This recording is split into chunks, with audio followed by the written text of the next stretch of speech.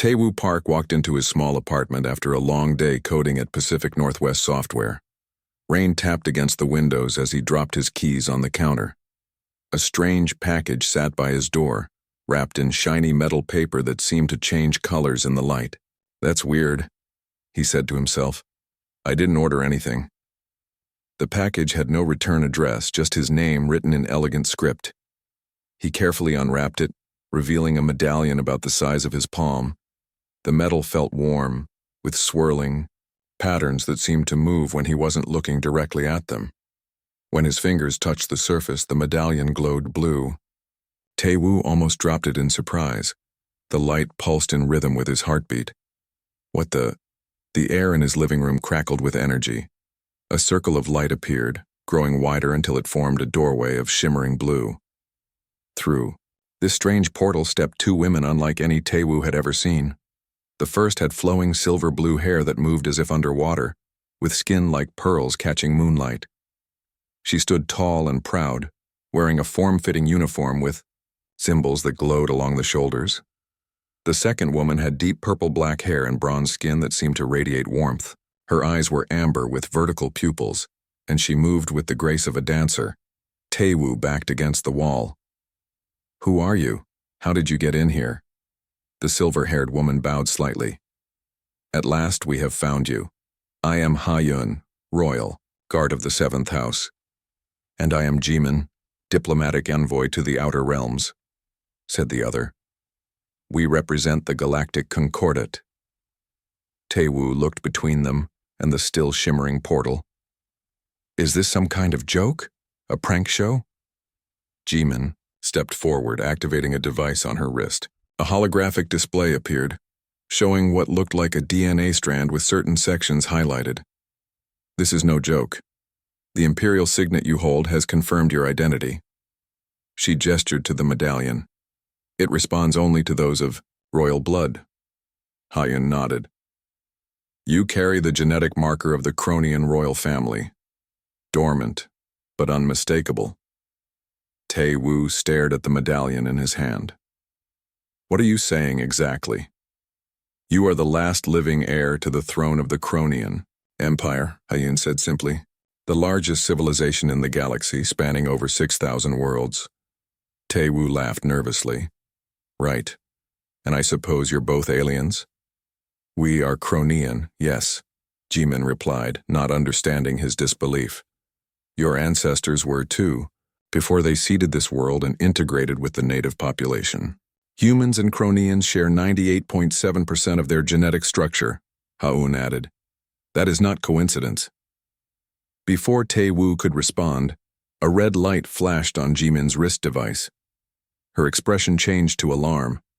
"They've tracked the signet's activation," she said urgently to Ha-Yun.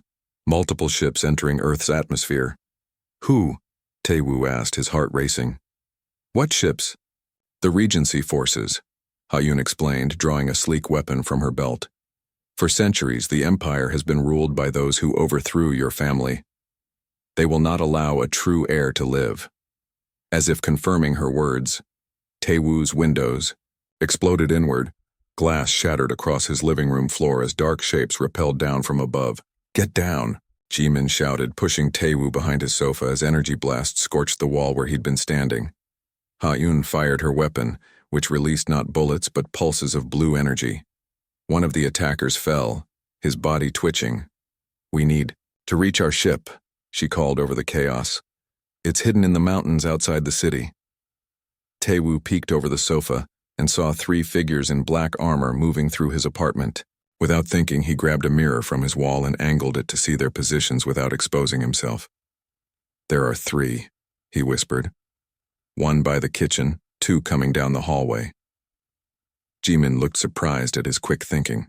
The tactical mind of the royal line shows itself already. When one attacker moved to flank them, Taewoo threw his coffee pot across the room. The distraction worked. Ha-Yun's weapon made a high-pitched whine, and the attacker collapsed. "This way," Jimin said, activating her portal device again. "We cannot stay on Earth. Once they know who you are, they will never stop hunting you." Taewoo looked around at his apartment, his normal life literally going up in flames. Why me? Why now? The Empire is falling into darkness, Hayun said, holding out her hand. For generations we have searched for the lost royal line. You are our only hope. Outside, Taewoo heard sirens and the thrum of something much larger than a helicopter hovering above his building. Choose quickly, Jimin urged. Stay and die, or come with us and claim your birthright among the stars. With one last look at his burning apartment, Taewoo grabbed the medallion and took Ha-eun's outstretched hand. Together they stepped through the portal toward a destiny he could never have imagined. The portal closed behind them with a flash, and Taewoo found himself standing in a forest clearing. Tall pine trees swayed in the night wind as Ha-eun and Jimin quickly checked their strange devices. We're safe for now, but not for long, Ha-eun said, pointing to a path between the trees. Our ship is hidden just ahead. Taewoo followed them through the dark forest, his mind racing with questions. The medallion still felt warm in his pocket.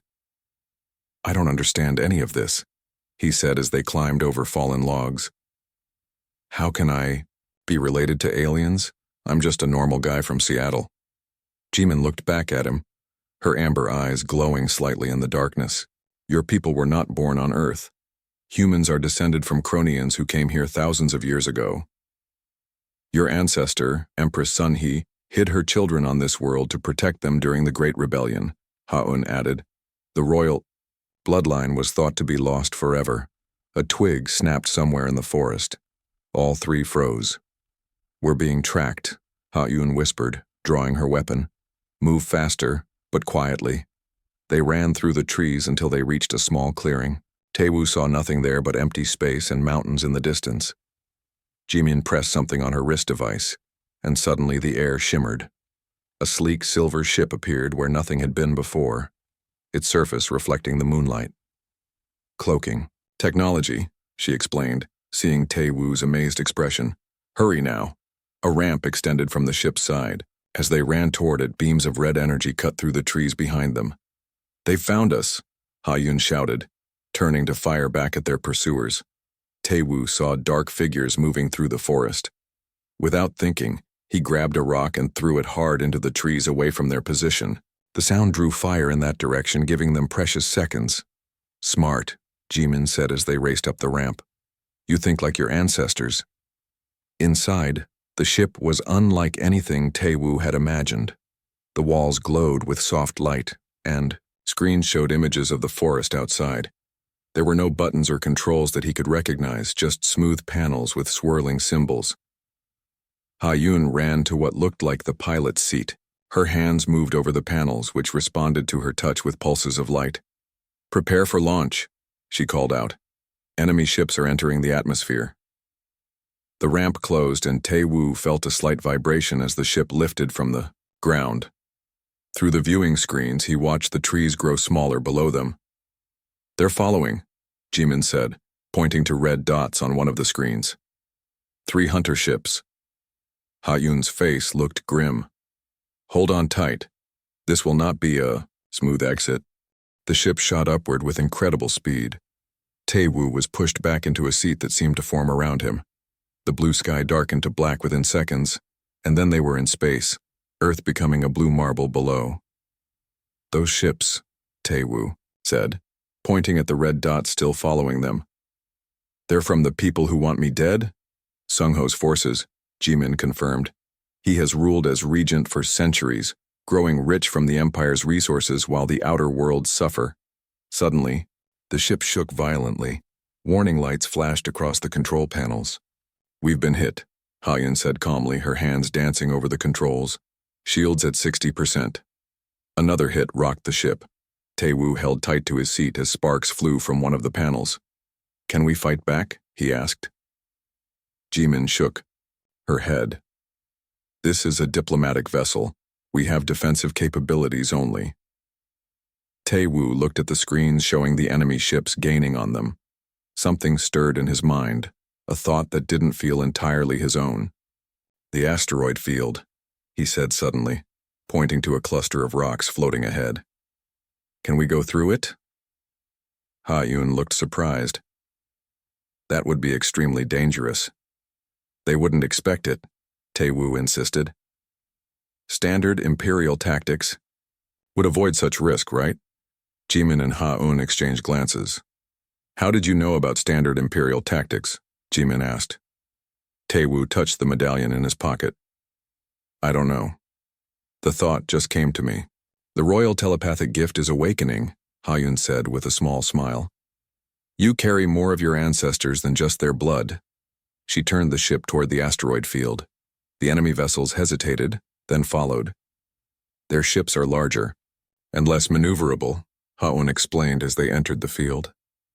This gives us an advantage. Their small ship darted between giant rocks, sometimes with only meters to spare. Tae-woo watched in amazement as Ha-un piloted with incredible skill. Behind them, one of the enemy ships crashed into an asteroid, exploding in a ball of flame. Where are we going? Tae-woo asked as they emerged from the other side of the field with only one pursuer still following. To Nanshim Station, Jimin said. A trading outpost where the rebellion has allies. There you will begin to learn what it means to be the heir to the Cronian throne. As stars streaked past the windows, Tae-woo looked back at the shrinking blue dot that was Earth. Everything he had known was on that small planet, his job, his apartment, his life. And now he was leaving it all behind for a destiny among the stars. Will I ever return home? He asked quietly. Ha-un's voice was gentle. If we succeed, you will have a new home, and the power to protect your first one from those who would destroy it. The ship rocked violently as the last enemy cruiser fired again. Red warning lights flashed throughout the cabin. Engine damage at critical levels, Jimin reported, her fingers dancing across the control panel. We won't reach Nanshim at this rate. Tae-woo looked at the tactical display showing the larger Imperial ship gaining on them. His mind raced with strange new thoughts, battle formations and space tactics he somehow understood despite never having seen them before. They're expecting us to run, he said suddenly. What if we don't? Ha-un looked at him sharply. What do you suggest? Turn the ship around. Head straight for them. Both women stared at him as if he had lost his mind. That's suicide, Jimin said. Their weapons outmatch ours 10-1. Exactly. They won't expect it. Tae-woo pointed at the display. Look at their formation. All their weapons are aimed where they think we'll run. They've left their underside exposed. Ha-un hesitated only a moment before spinning the ship around. The stars blurred as they changed direction, now flying directly toward their pursuer. What exactly is your plan? She asked, gripping the controls tightly. Get as close as you can, Tae-woo said, surprised by his own confidence. Then cut all power and drift past them. Jimin's eyes widened. You want us to play dead? Imperial ships scan for energy signatures, not physical objects, Tae-woo explained, though he had no idea how he knew this. If we're dark, they might lose us. The enemy cruiser grew larger in their view screen, its weapons still aimed at the space behind them. At the last possible moment, Ha-un cut all power. The lights went out, and they drifted in silence. The massive Imperial ship passed over them, its metal hull so close they could see individual panels and rivets. For several tense minutes they floated in darkness, holding their breath. It's working, Jimin whispered, as the cruiser continued on its previous course. They think we jumped to light speed. Ha-un restored minimal power once they were clear. That was unconventional. No Imperial commander would ever attempt such a maneuver. That's why it worked, Tae-woo said with a smile. Human thinking. 3 days later, they limped into Nanshim Station, a massive structure built inside a hollowed-out asteroid. The station hummed with activity, filled with creatures of all shapes and sizes from across the galaxy. As they walked through the crowded markets, aliens stopped to stare at Tae-woo. Some bowed their heads respectfully, while others whispered, behind their hands, tentacles or whatever they used for communication. Word has spread of your return, Jimin explained. Many have waited generations for this day. They were led to a hidden section of the station where the rebellion had established a base. There, Tae-woo met Dae-hyun, an older Cronian with silver, streaks in his dark hair and a scar running down one side of his face. The human prince, Daehyun said, studying Tae-woo closely. You look much like your ancestor, Empress Sun-hee. She had the same eyes, always thinking, always watching. Tae-woo shifted uncomfortably under his gaze. I'm no prince. I'm a software developer from Earth. You are both, Daehyun replied, and that is why you may succeed where others have failed. Over the next weeks, Tae-woo trained daily in Imperial technology, language, and combat. He struggled with the physical demands but excelled in strategy and problem-solving. His human perspective often found solutions that had never occurred to the Cronians. During a tactical simulation of a space battle, Tae-woo suggested splitting their forces instead of the standard Imperial formation. But that violates all established doctrine, one of the rebel commanders protested. That's the point, Tae-woo explained. Your enemies know all your doctrines. They've been fighting the same way for centuries. Change the rules. Ha-un, who had been watching nearby, nodded approvingly. This is why the prophecy speaks of human adaptability. Your kind thinks differently than ours. Later that evening, as Tae-woo studied star charts of the Empire, Jimin brought him a strange fruit with blue skin. You've impressed many here, she said, sitting beside him. Some who doubted now believe. Tae-woo took a bite of the fruit, which tasted like a mix of peach and cinnamon. I still don't understand why Earth was hidden for so long. Why not contact us sooner? Earth was Sun-hee's greatest secret, Jimin explained. She foresaw that humanity needed to develop on its own, free from Imperial influence. Your isolation forced you to adapt, to solve problems without ancient technology. While the Empire grew stagnant, Tae-woo realized. Exactly. The Cronian civilization is 10,000 years old. We follow patterns established millennia ago. But humans, she smiled at him. Humans improvise. Their conversation was interrupted by alarms blaring throughout the station. Daehyun rushed into the room, his face grim. Sung-ho's forces have found us, he announced. A full Imperial battle group has just entered the system. Tae-woo felt the medallion grow warm against his chest as it had done several times during moments of danger. How did they find us? Ha-un demanded. We have a traitor, Daehyun said, and they've brought enough firepower to destroy this entire station. All eyes turned to Tae-woo. The room fell silent as they waited for him to speak. Despite the short time he had been with them, they already looked to him for leadership. Tae-woo stood up, surprising himself with a calm he didn't know. He possessed 3 months had passed since their narrow escape from Nanshim Station. Tae-woo stood before a mirror in his quarters, hardly recognizing himself in the formal Imperial attire. The deep blue robes with silver trim felt heavy on his shoulders, as did the responsibility they represented. Are you ready? Ha-un asked, entering the room. She wore ceremonial armor, her silver blue hair braided tightly against her head. Not really, Tae-woo admitted, adjusting the Imperial signet that hung from a chain around his neck. I'm about to address the most powerful beings in the galaxy, and 6 months ago I was debugging code in Seattle. You've come far since then, Ha-un said with a rare smile. The rebellion grows stronger every day because of you. Their ship, now part of a small fleet loyal to Tae-woo, orbited the neutral space station where the Galactic Concordat held its assemblies. Representatives from thousands of worlds would witness his formal claim to the throne. Jimin entered, carrying a data tablet. The station is secure, but our spies report that Sung-ho has agents among the delegates. Be careful. The great assembly hall curved in a giant circle, with rows of seats rising on all sides. Creatures of every shape and size filled the chamber, some humanoid, others completely alien. They whispered as Tae-woo walked to the center, flanked by Ha-un and Jimin. A tall, thin alien with 4 arms raised a staff, bringing silence to the hall. The human claimant to the Cronian throne stands before the Concordat, it announced in a musical voice. Tae-woo took a deep breath. All his rehearsed speeches felt wrong now. Instead, he spoke from the heart. I didn't ask for this position, he began, his voice carrying clearly through the vast chamber.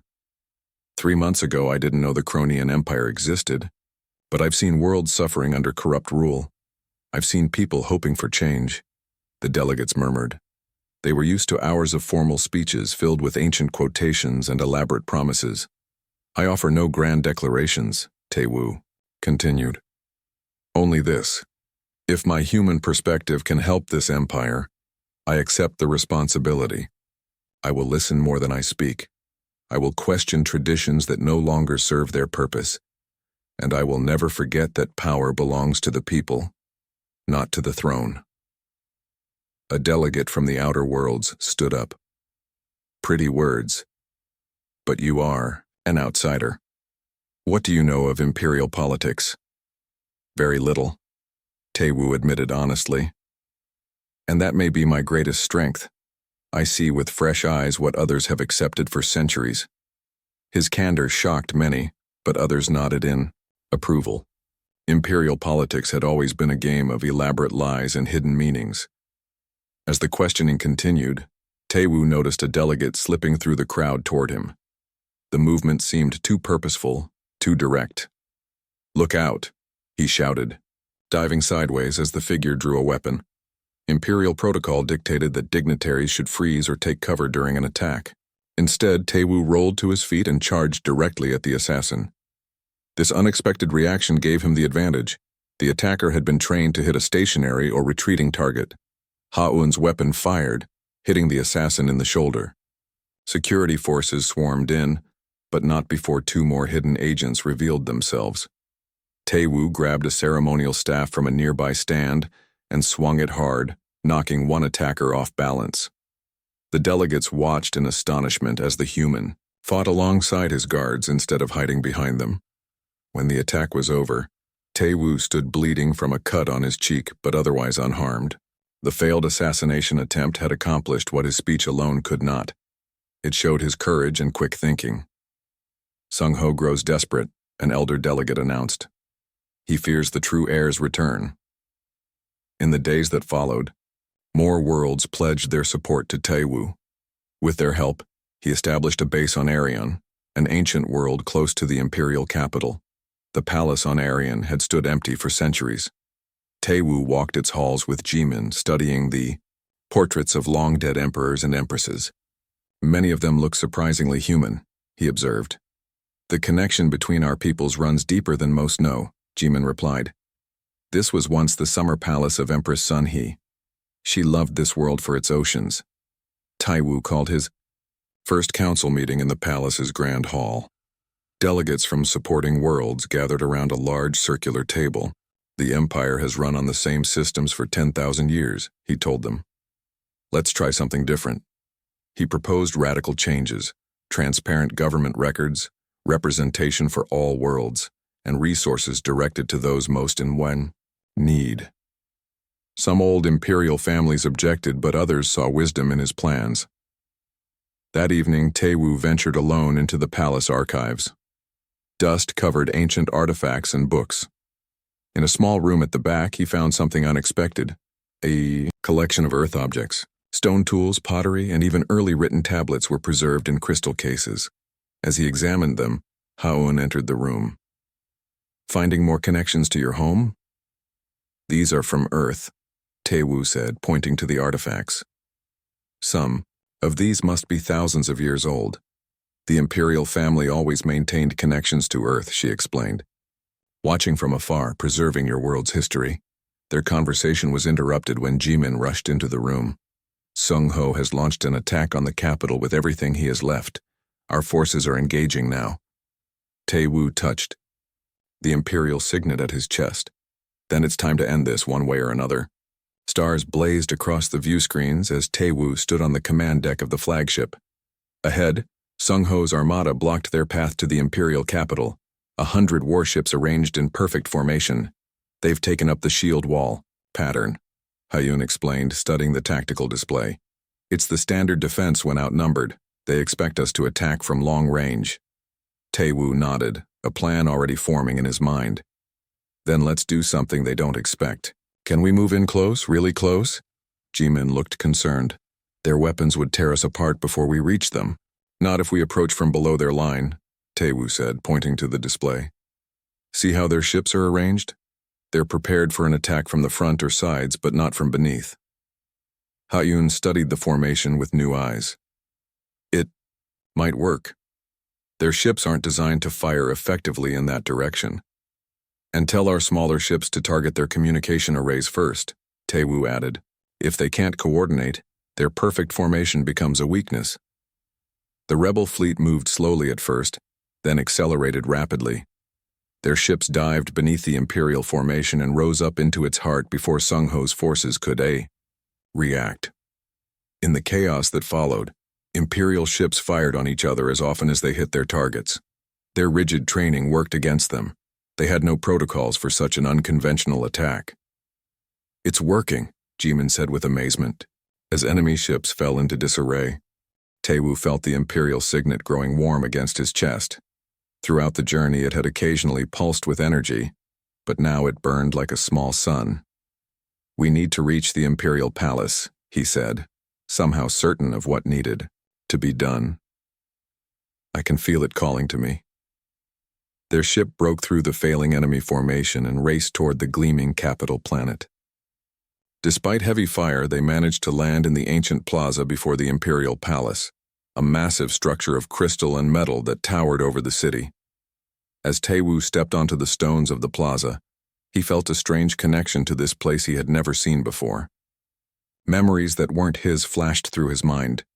Ceremonies, celebrations, and finally betrayal. The throne room is at the center, Ha-Yun said, leading their small group through massive doors that opened at their approach. Inside, the palace seemed deserted.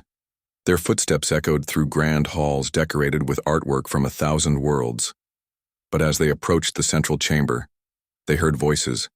Sung-Ho stood before the ancient throne, surrounded by his personal guard. He was older than Tae-woo had expected, his face lined with age despite the advanced medical technology of the Empire. His eyes widened when he saw the medallion glowing on Tae-woo's chest. The last pretender, Sung-Ho said with a sneer. I've ruled this empire for 3 centuries. Do you really think a human could take my place? I don't want to take your place, Tae-woo replied. I want to create something better. Sung-Ho laughed. Better? I've kept peace across 6,000 worlds. I've maintained order. You've maintained stagnation, Tae-woo countered. The outer worlds starve while the core grows fat. That's not an empire. It's slow decay. Sung-Ho's face twisted with anger. Guards, kill them all. Battle erupted in the throne room. Ha-Yun moved with incredible speed, her weapons dropping 2 guards before they could raise their own. Jimin protected Tae-woo as he pushed forward toward the throne. During the fight, Tae-woo noticed something strange about Sung-Ho. The regent's movements seemed jerky, almost puppet-like, and his eyes occasionally flashed with an unnatural light. Acting on instinct, Tae-woo pressed the imperial signet against a small depression in the arm of the ancient throne. The entire palace hummed with awakening energy. Lights that had been dark for centuries blazed to life along the walls and ceiling. No! Sung-Ho screamed. But his voice had changed, becoming multi-layered and inhuman. A beam of light shot from the ceiling, pinning the regent in place. His body convulsed and something dark and writhing emerged from his mouth and eyes, a creature like a mass of shifting shadows. The Muro, Jimin gasped. The parasite intelligence. It's been controlling him. The creature thrashed in the light, shrieking in a language Tae-woo couldn't understand. After a moment it dissolved into nothing, leaving Sung-Ho collapsed on the floor. It's been inside me for centuries, the old man whispered, his voice now weak but his own. It feared humans above all else. Your adaptability, your unpredictability. It knew you were the only species that could truly threaten it. 1 month. Later, Tae-woo stood before the assembled representatives of 10,000 worlds. The great hall of the Imperial Palace shone with new light, restored to its former glory. The Empire will change, he announced to the crowd. Earth will be introduced to galactic society gradually, protected from cultural shock while bringing human innovation to the stars. As Emperor, his first acts had been to redirect resources to the outer worlds and establish true representation for all peoples of the Empire. Ancient technologies hidden away by the Muro's influence were being rediscovered and shared. That evening, Tae-woo stood on the imperial balcony, watching the twin moons rise over the capital city. Ha-Un and Jimin joined him, one on each side. Having second thoughts about leaving Seattle? Jimin asked with a smile. Sometimes, Taewoo admitted, looking up at the countless stars that now formed his domain. But I think humanity's ready for what's coming. Ha-Un took his hand. And the Empire is finally ready for humanity. Together the three looked out at the glittering expanse of the galaxy, their galaxy, and the endless adventures that awaited them among the stars.